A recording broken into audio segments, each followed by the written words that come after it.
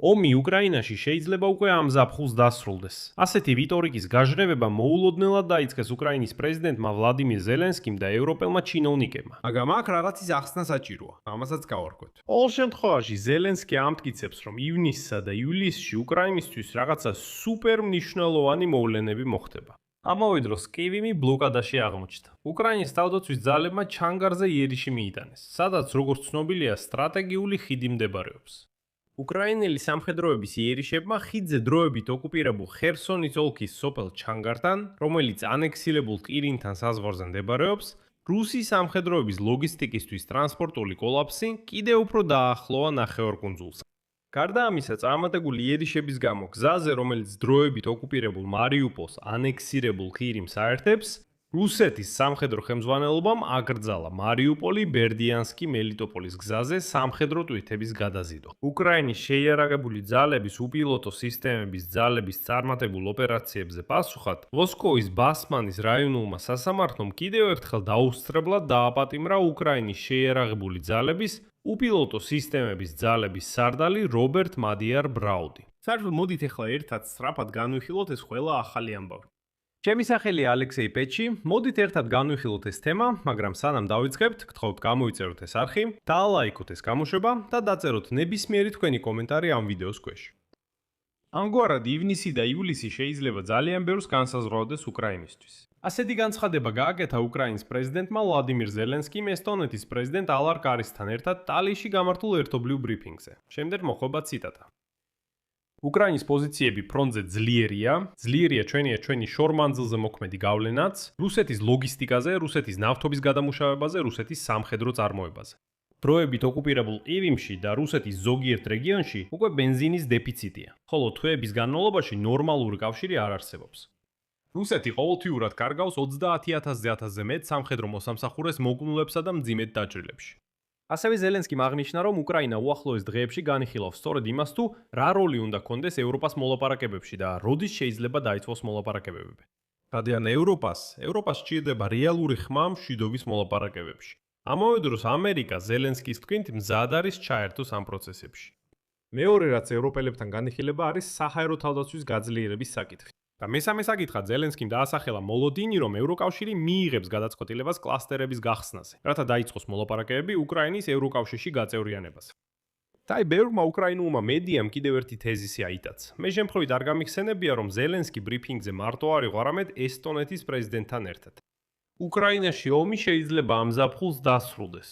აი ესეთ ახალ ამბავს ახლა ავრცელებენ უკრაინული მედია საშუალებები. ესტონეთის პრეზიდენტზე დაყრდნობით, რომელიც ზელენსკის გვერდით იდგა. მაგრამ სიამდვილეში ესტონეთის პრეზიდენტმა კარისმა განაცხადა, რომ ზაფხულში გაჩნდება შესაძლებლობის ფანჯარა მშვიდობის მოლაპარაკებების დასაწყებად და არა ის, რომ ომი შეიძლება დასრულდეს. არა, ეს სრულიად განსხვავებული საკითხებია. მოლაპარაკებების პროცესის დაწყება არ იძლევა ომის სწრაფად დასრულების გარანტიას. ეს უკვე გვაჩვენა მოლაპარაკებებმა რუსებთან, რომლებიც მაგალითად ამერიკელებმა წამოიწყეს გასულ წელს. თუმცა უკრაინის შეიარაღებული ძალები ახლა რეალურად ანადგურებენ რუსების ლოგისტიკას, რაზეც ზელენსკიმაც ისაუბრა. და ყველაფერს თანმიმდევრობით განვიხილა. უკვე იცით, რომ უკრაინის შეიარაღებული ძალები ახლა დრონებით უტევენ ოკუპანტების მთელ ლოგისტიკას უკრაინის სამხრეთში. თავდასხმის ქვეშაა ეგრეთ წოდებული სახმელეთო კორიდორი რუსეთიდან ოკუპირებულ ყირიმში. და უკრაინის შეიარაღებული ძალების უპილოტო სისტემების ძალების სარდალმა მადიარამ განაცხადა, რომ წარმატებული დათქმების გამო გზაზე, რომელიც დროებით ოკუპირებულ მარიუპოლს ყირიმთან აერთებს, რუსეთის სამხედრო ხელმძღვანელობამ აკრძალა სამხედრო ტვირთების გადაზიდვა იმ ტრასაზე, რომელსაც რუსები ნოუროსიის ტრასას უწოდებენ. და აი მადიარას თქმით, რუსეთის სამხედრო დაჯგუფება ვოსტოკის სარდალმა ოკუპანტებს უბრძანა, რომ მატერიალური საშუალებები შემოვლითი გზებით გადაეტანათ. მან აღნიშნა, რომ 2 კვირის განმავლობაში სამხედრო სატვირთო მოძრაობა ასე წოდებულ R-280 ტრასაზე უკვე 71%-ით შემცირდა. ამასთან ერთად უკრაინული ჯარები აქტიურად უტევენ ჩენგარის ხიდს. როგორც სამხედროებმა განაცხადეს, ხიდზე დათმობამ დროებით ოკუპირებულ ხერსონის ოლქის ჩენგარის სოფელთან, რომელიც ანექსირებულ ყირიმთან საზღვარზე მდებარეობს, შეიძლება რუსი სამხედროების ლოგისტიკის ტრანსპორტული კოლაფსი დააჩქაროს ნახევარკუნძულზე. აქვე აღნიშნავ, რომ ჩენგარის ხიდი ერთ-ერთი ლოგისტიკური მარშრუტია, რომელსაც რუსები იყენებენ სამხედრო დანიშნულების თვითების გადასატანად. მაგრამ მეტაბობრივად უკრაინის შეიარაღებული ძალები ქმნიან გარკვეულ პირობებს ტრანსპორტული კოლაფსისთვის. აქ შეგახსენებთ, რომ მანამდე უკრაინის შეიარაღებულმა ძალებმა უკვე გაანადგურეს 3 სარკინიგზო ბორანი ქერჩის სრუტეზე და იქ ოკუპანტებს პრობლემები შეუქმნეს. უკვე აშკარაა, რომ როდესაც ლოგისტიკა უკრაინის მატერიკულ ნაწილზე გავლით ყირიმში სრულად დაინგრევა, უკრაინის შეიარაღებული ძალები აშკარად გადავლენ შეტევებზე ერთადერთ დარჩენილ სატრანსპორტო არტერიაზე, ყირიმის ხიდზე. და ტივიმში მიმდინარე საწვავის კრიზისის ფონზე ნახევარკუნძულზე საკოვი პროდუქტების დეფიციტის ნიშნებიც გამოჩნდა. ნახევარკუნძულის მცხოვრებლები იუწყებიან მაღაზიებში ცარიელ თაროებზე, აჟიოტაჟურ მოთხოვნაზე და ცალკეული პროდუქტების გატიდვაზე დაწესებულ შეზღუდვებზე. მაღაზიებში უკვე დაიწყო ცალკეული პროდუქტების გაკიდვაზე შეზღუდვების დაწესება. მაგალითად, სოციალურ ქსელებში გამოქვეყნებული ვიდეო ჩანაწერების მიხედვით, მყიდველებს ერთ ხელზე არ აძლევენ 3-ზე მეტ ბოთლ მზესუმზირის ზეთს და 3-ზე მეტ პაკეტ მაკარონს. გარდა ამისა, ტივიმის მაღაზიების თაროებიდან დაიწყო შაქრის, ციციბურას, ბრინჯის, ფქვილის, მარილის, მაკარონის, მზესუმზირის ზეთის და ზოგიერთი სხვა პროდუქტის გაქრობა. რაც შეეხება ბენზინს, უკვე შეუძლებელია მისი ყიდვა თუ არ გაქვთ ოკუპაციური ხელისუფლების სპეციალური ტალღა. რუსი ტურისტები უკვე აუქმებენ თავიანთ მოგზაურობებს ყირიმში, რადგან არსებობს რისკი, რომ უბრალოდ ვერ გაემგზავრებიან იქიდან. ბენზინი მართლა არ არის.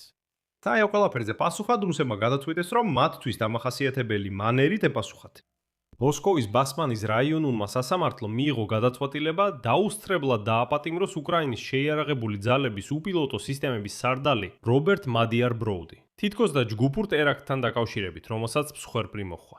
ასევე ამავე საქმის ფარგლებში რუსულმა სასამართლომ დაუსწრებლად დააპატიმრა უპილოტო სისტემების ბრიგადის მეთაური პტახი მადიარის ანდრეი კლიმენკო.